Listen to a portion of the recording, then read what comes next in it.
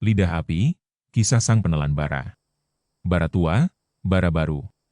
Catatan harian si bara, hari pertama dari perjalanan ke ujung suatu pulau di Nusantara. Catatan malam, cahaya obor kehabisan minyak. Bau jelaga di jari-jari. Dulu, saat aku masih bocah kurus dengan perut kosong dan pipi penuh jelaga, ayah bilang begini, orang yang bisa membuat tawa dari bara adalah orang yang takkan mudah dimakan api. Aku tak tahu apakah itu nasihat, kutukan, atau sekadar cara ayah menenangkan anak yang baru saja menyemburkan api dan hampir membakar alis sendiri. Ayahku, lelaki tua berambut asap dan tangan keras seperti rotan, tak pernah mengajarkanku membaca politik, hanya membaca wajah penonton. Tapi malam ini, aku melihat wajah-wajah yang tak kupahami, wajah yang tegang bukan karena ingin tertawa, tapi karena sedang menahan ledakan. Kami tiba di ujung suatu pulau di Nusantara sore tadi. Rombonganku letih, apiku lebih letih lagi. Api bukan sekadar pertunjukan bagiku, ia seperti lidah ketiga yang kupakai untuk berbicara ke dunia saat dunia tak sudi mendengar kata-kata biasa. Para penonton kami kali ini bukan rakyat biasa. Mereka datang berbungkus emas dan logam, bersenjata lebih banyak dari tawa yang mereka punya. Para pemimpin. Para pembuat takdir.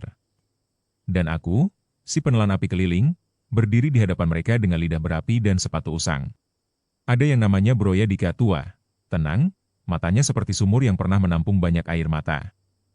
Katanya dia mewakili rakyat Sunda. Katanya dia orang baik.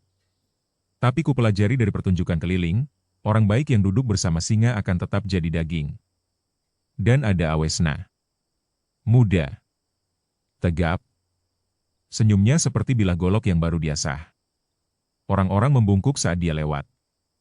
Tapi entah kenapa, aku lihat bayangan di belakangnya lebih besar dari tubuhnya sendiri. Kami tampil malam ini di antara pilar-pilar reruntuhan kuno. Oborku menyala. Musik dawai mengiringi. Aku telan api seperti biasa, seperti tak ada apa-apa. Tapi aku tahu di antara cahaya pertunjukan, banyak mata yang tak tertawa. Banyak tangan digagang senjata. Sesuatu sedang mendidih di sini. Sesuatu yang lebih panas dari apiku. Dan kurasa aku tahu, aku takkan bisa hanya jadi penghibur di tengah bara yang akan meledak ini. Tapi malam ini, aku akan tidur dulu, masih ada pertunjukan besok. Masih ada api yang harus kutelan. Dan kalau dunia benar-benar terbakar, setidaknya aku sudah berlatih. Asap di ujung pulau. Catatan harian si bara, hari kedua di ujung suatu pulau di Nusantara. Catatan pagi. Kabut belum bubar. Tapi bau besi sudah lebih dulu tiba. Pagi ini tak ada suara ayam, hanya derak sepatu logam dan desir bisik-bisik di antara tenda para pengawal. Ujung suatu pulau di Nusantara, tempat yang dulu katanya tanah perjanjian leluhur, kini lebih mirip periuk tekanan yang sebentar lagi meletup. Kami bangun lebih awal karena salah satu rekan kami, Doyo, si pemain genderang yang giginya tinggal 3 mengigau keras. Api! Api di mana-mana. Kami mengira tenda terbakar. Ternyata cuma mimpi buruk. Atau pertanda, aku berjalan menyusuri reruntuhan bekas candi batu tua. Di sela ukiran yang nyaris terhapus zaman, aku melihat satu hal, ada sisa dupa yang belum lama padam. Entah siapa yang membakarnya. Para prajurit? Para petinggi? Atau mungkin seseorang sedang berdoa agar hari ini tak berubah jadi neraka. Di balai utama, para tokoh besar mulai berdatangan. Sheila dari ibu kota masuk seperti bayangan di balik kabut, tak terdengar, tapi terasa. Matanya sipit dan senyumnya terlalu simetris untuk bisa dipercaya. Broya Dika berdiri di ujung balai, dikelilingi beberapa tetua dari Sunda. Mereka tampak seperti pohon rindang yang tahu badai sedang menuju. Awesna datang terakhir, dengan iring-iringan gagah dan suara baju zirah beradu seperti genderang perang. Ia tersenyum pada semua orang, tapi matanya hanya bicara pada langit. Aku tak paham isi pertemuan itu. Tapi dari posisi aku duduk pura-pura menyetel alas sulap dekat panggung, aku dengar potongan-potongan. Saskia bergerak dari pusat kota, rakyat bersamanya. Perlu penyatuan atau pemaksaan. Mawar berapi siap siaga. Tapi rakyat tak butuh perang lagi. Telingaku panas. Bukan karena api. Tapi karena kata-kata ini bukan sandiwara. Ini nyata. Ini bisa meledak. Dan aku, si penelan api keliling, mulai merasa seperti lilin di tengah angin ribut bisa padam kapan saja. Kami tampil lagi sore ini, di taman sisi barat reruntuhan. Penonton lebih sedikit, lebih gelisah. Saat aku menelan api, seseorang berseru lirih dari balik kerumunan, bakar saja semuanya. Aku tak tahu siapa. Tapi aku tahu satu hal, asap sudah mulai naik, meski apinya belum terlihat. Malam nanti, akan ada jamuan makan.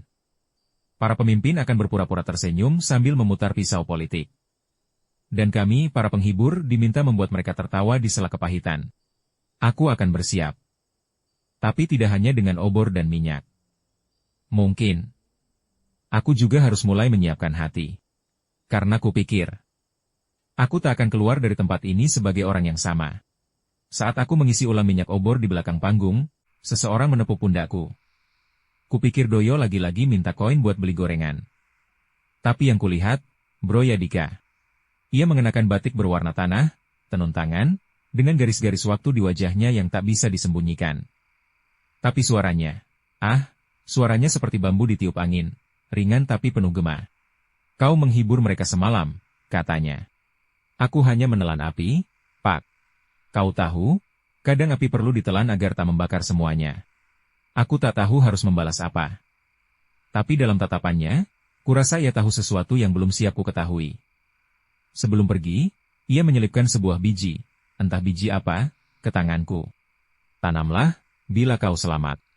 Tak lama setelah itu, aku ke sisi balai mencari air. Di situ aku bertemu Sheila, sang utusan dari ibu kota. Ia berdiri sendirian, menatap matahari pagi seolah sedang menilai harga emas. Tuan penelan api, ucapnya, seolah gelarku itu jabatan politik. Cuma penghibur keliling, Tuan.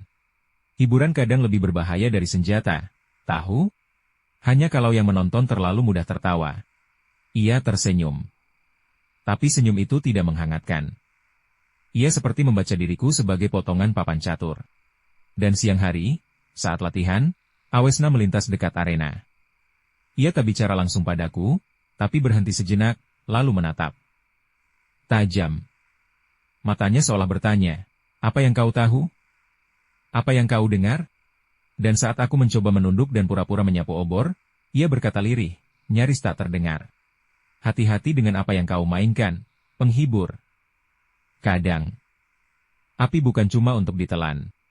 Seketika, aku tahu. Aku tak cuma berada di tengah pertunjukan politik. Aku bagian dari panggungnya. Mereka semua memainkan peran. Tapi tak ada yang jelas siapa sebenarnya tokoh utama, siapa figuran, dan siapa yang akan dibakar hidup-hidup. Tawa dalam kematian. Catatan harian Sibara, hari ketiga di ujung suatu pulau di Nusantara. Catatan senja. Udara jadi berat. Seperti dunia menahan napas. Malam ini adalah pertunjukan utama kami. Obor dinyalakan dari ujung ke ujung, dan panggung disusun dari kayu tua bekas balai desa yang dulu terbakar. Kata orang, tempat yang pernah terbakar akan selalu menyimpan nyala. Aku rasa itu benar. Beberapa jam sebelum tampil, aku duduk di dekat sumur tua saat Bro Yadika menghampiriku. Ia meminta waktu sebentar, jauh dari telinga para penjaga dan penasihat. Bara, katanya lirih. Ya, Tuan. Apa yang kau lihat dari tempatmu di bawah panggung? Saya lihat orang-orang yang berpura-pura tertawa agar tak menangis. Dia tersenyum.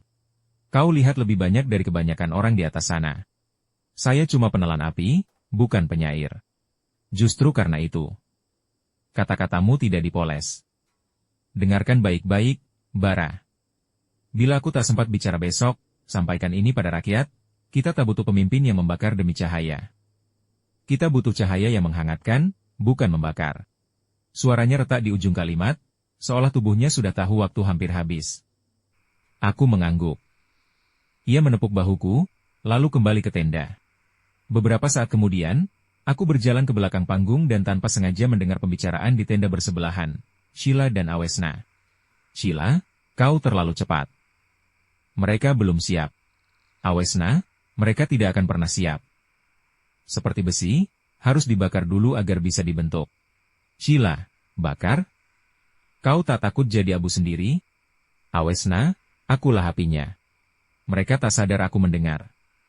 Tapi saat itu, api di dadaku menyala untuk alasan yang berbeda dari biasanya. Malam tiba. Kami tampil. Sate dan minuman keras mengalir, rakyat kecil mengintip dari balik reruntuhan, pura-pura jadi pelayan, padahal ingin tahu, apakah para penyelamat negeri itu manusia juga, atau hanya topeng-topeng mulus. Di tengah pertunjukan, aku membentuk api menyerupai burung Garuda. Saat itulah suara ledakan mengguncang pelataran. Jeritan, asap, dan bunyi senjata memenuhi udara. Kami terpencar. Aku berlari ke arah kerumunan dan menemukan Broya tergeletak, darah mengucur dari bahunya. Ia menatapku sekali lagi. Tanam. Cahaya itu, bara. Nafasnya patah. Tapi pesan itu cukup. Dari balik panggung, rakyat kecil mulai bergerak. Seorang musisi berseru. Lihat mereka. Mereka menyerang orang kita. Pelayan perempuan menimpali. Katanya ini pertemuan damai. Kenapa Broya berdarah?